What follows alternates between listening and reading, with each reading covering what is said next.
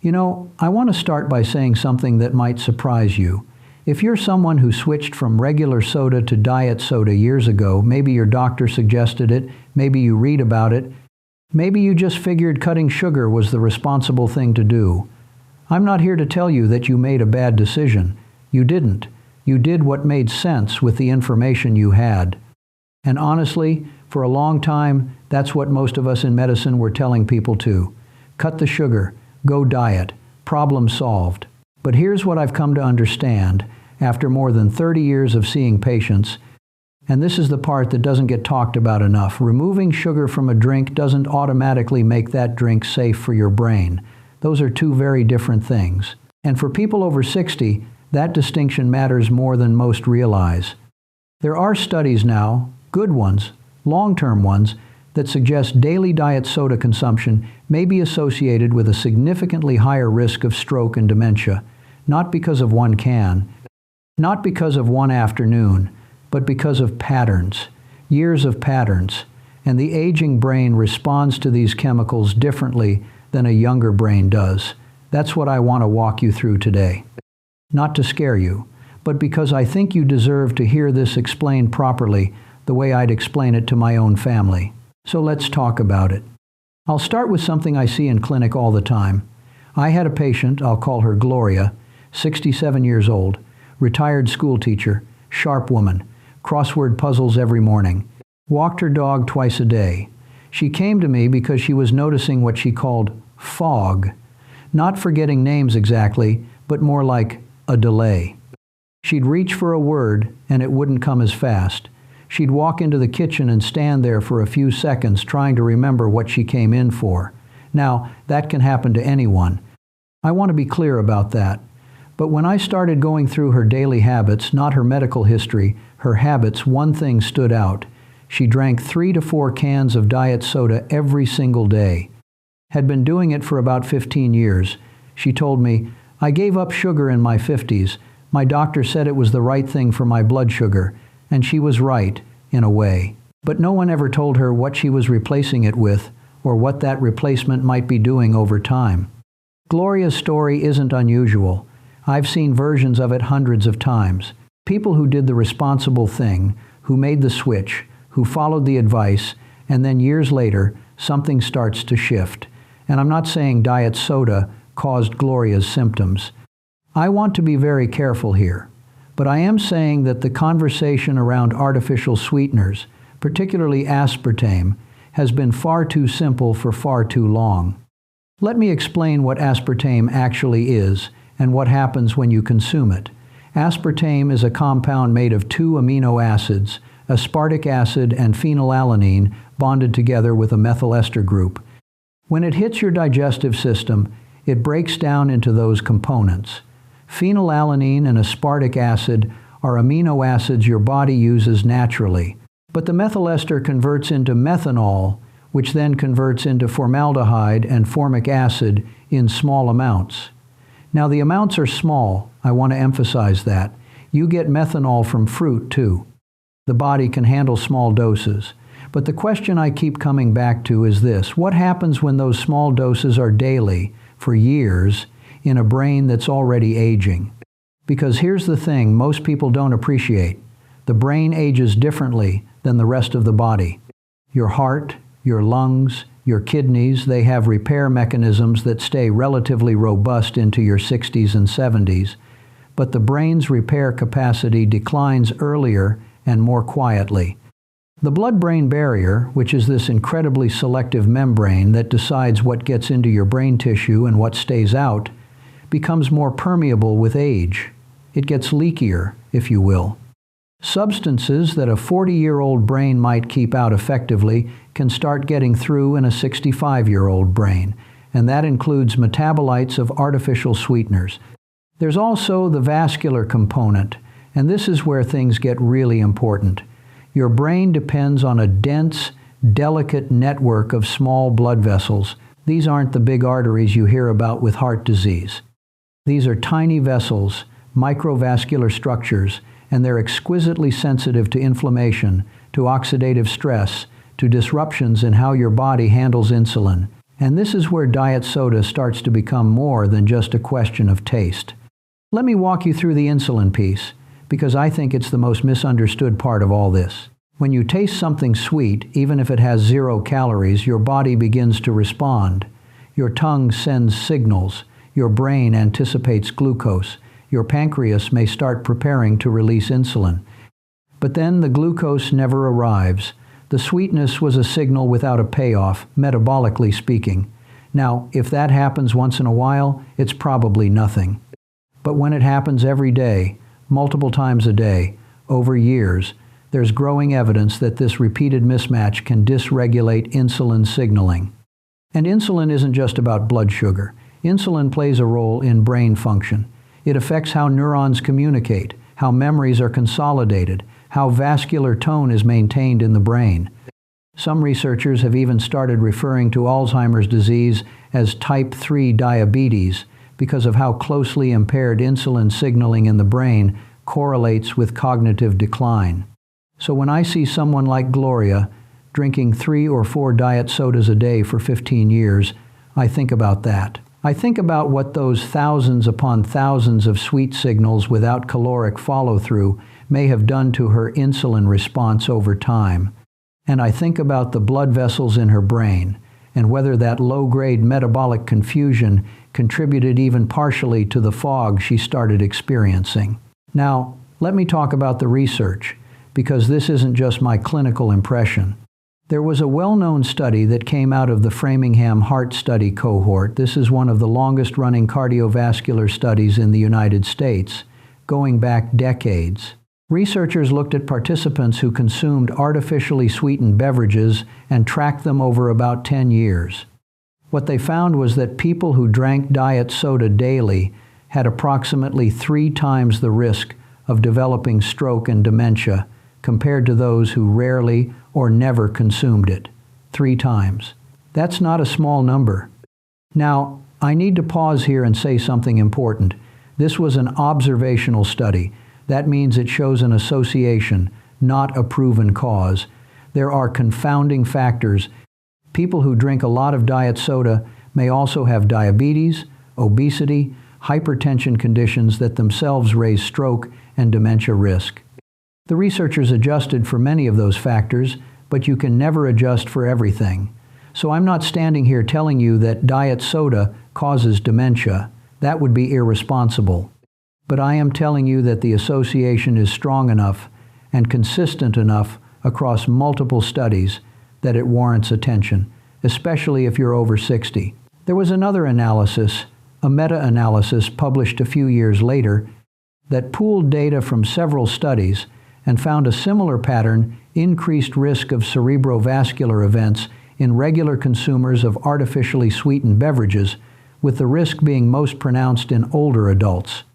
And a separate study looking specifically at women over 50 found that those consuming 2 or more artificially sweetened drinks per day had a higher incidence of clot-based stroke. Not hemorrhagic stroke, but ischemic stroke, the kind caused by a blockage in a blood vessel in the brain. What concerns me most, honestly, isn't any single study. It's the consistency.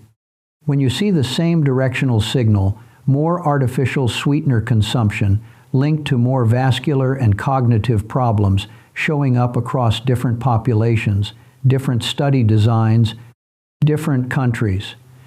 But you start paying attention. Or at least you should.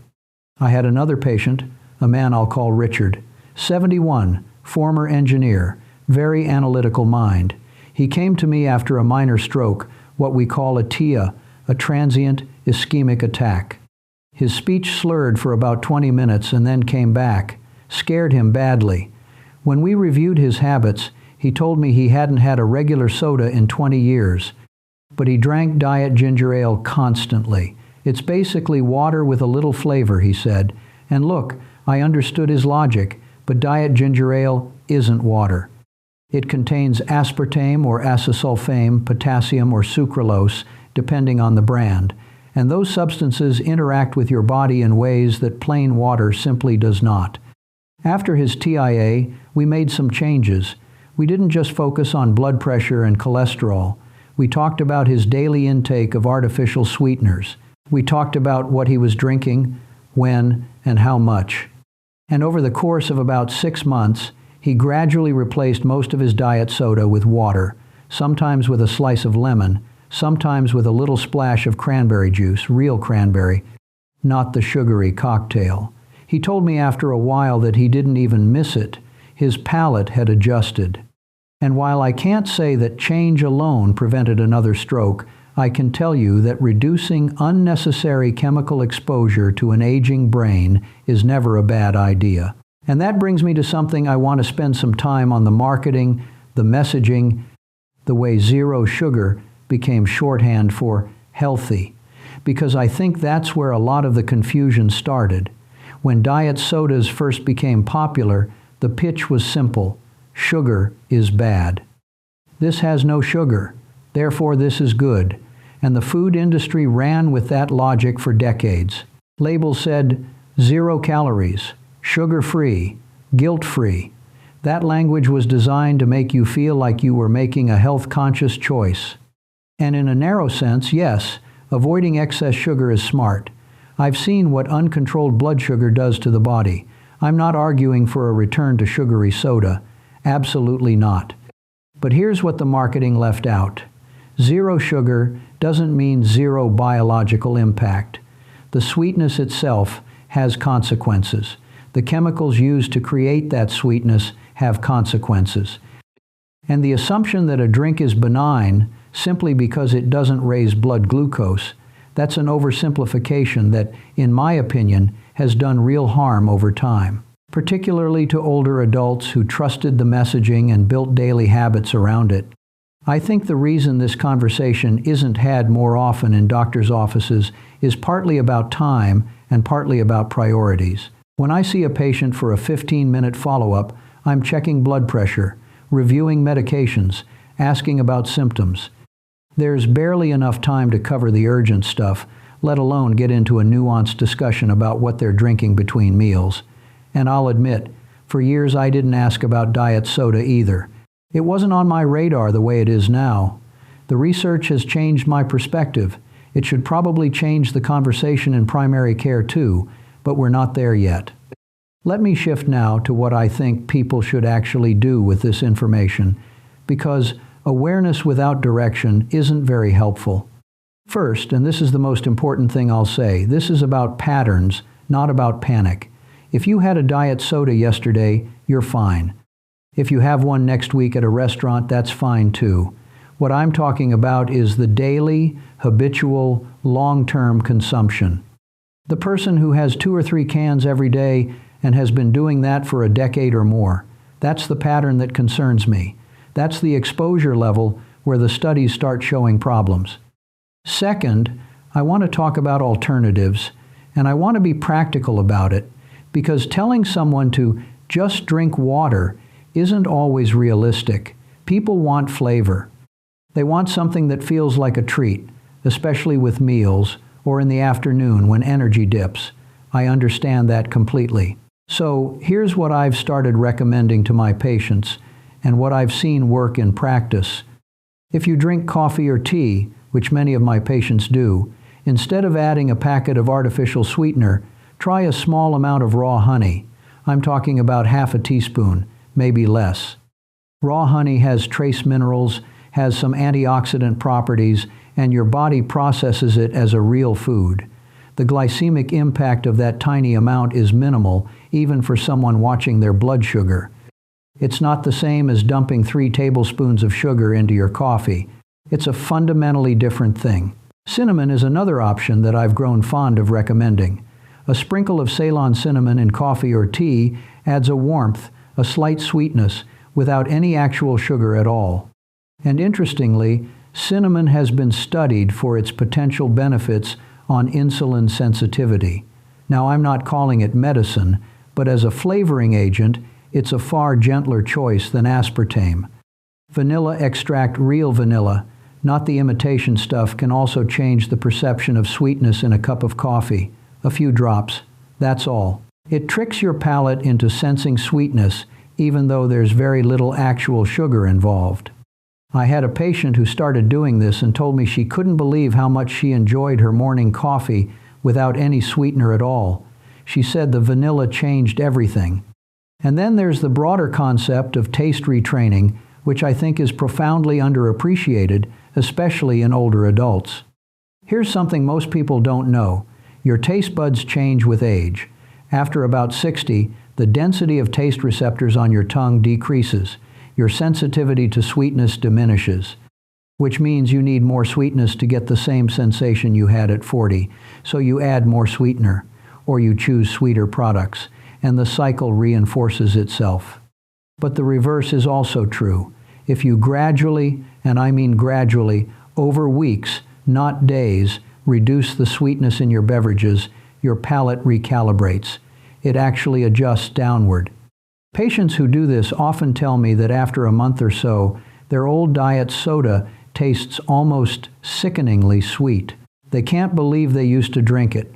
That recalibration is real, and it's one of the most empowering things an older adult can do for their brain health without taking a single pill. I should mention something about why I frame this as brain protection rather than disease prevention, because I can't promise you that cutting out diet soda will prevent dementia. No honest doctor can promise that. Dementia is complex. It involves genetics, vascular health, inflammation, lifestyle, education, social engagement, dozens of interacting factors. But what I can say, based on the evidence I've reviewed and the patients I've followed, is that reducing chronic exposure to artificial sweeteners removes one potential stressor from an aging brain. And when you're over 60, reducing stressors matters. Every one you can remove gives your brain a little more margin, a little more resilience. I think about it like this. Imagine your brain's capacity to handle insults, toxins, inflammation, poor sleep, stress as a cup. When you're young, that cup is large. It can hold a lot before it overflows. As you age, the cup gets smaller, the margin shrinks. So something that was inconsequential at 40, like a daily dose of artificial sweetener, might start to matter at 65, not because the substance changed, but because your capacity to buffer it did. That metaphor isn't perfect, but I think it captures something true, and it's why I'm more concerned about diet soda in my older patients than in my younger ones. The stakes are different. The resilience is different. The brain is different. I want to come back to one more thing before I close, and it's about having this conversation with your own doctor. If you're concerned about this topic, bring it up. Don't wait for your physician to ask, because, as I said, most of us aren't routinely asking about artificial sweetener intake. It's not on the standard questionnaire. But if you say, "I've been drinking 2 diet sodas a day for 10 years, should I be worried about my brain health?"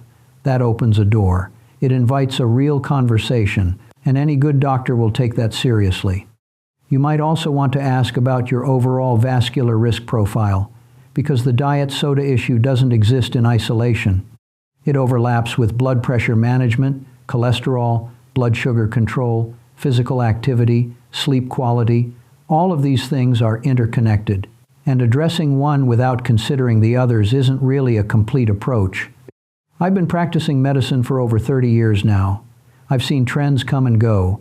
I've seen dietary advice reverse itself more than once. I've watched margarine go from hero to villain and back again, so I'm cautious about making absolute statements. What I will say is this: the evidence on artificial sweeteners and brain health in older adults is concerning enough that I've changed my own recommendations. I no longer tell patients that diet soda is a harmless substitute. I tell them it's worth reconsidering. I tell them there are gentler options, and I tell them that the brain deserves the same kind of careful attention we give the heart. Because here's what I've learned. Maybe above everything else, the thing that robs people of their independence in old age isn't usually a heart attack. It's not usually cancer. It's cognitive decline. It's losing the ability to think clearly, to remember, to make decisions, to live on your own terms. And anything that might contribute to that, even modestly, even probabilistically, is worth examining. So if you've been drinking diet soda every day, I'm not asking you to throw it out tonight. I'm asking you to think about it, to maybe have one fewer tomorrow, to try your coffee with a little cinnamon next week, to let your palate start adjusting. Small changes, gradual ones. That's how lasting habits form anyway. And if you've already made changes or if you have your own experience with this, I'd genuinely like to hear about it. Leave a comment below. Tell me what you've tried. Tell me what worked or what didn't. These conversations matter. They help other people who are watching and wondering whether they should make a change too. Thank you for staying with me through all of this. I know it's a lot. But I believe you deserve the full picture, not the simplified marketing version, not the panic version, the real, complicated, human version. That's what I've tried to give you today. Take care of your brain. It's the one organ you truly cannot replace, and it's worth every small effort you make to protect it.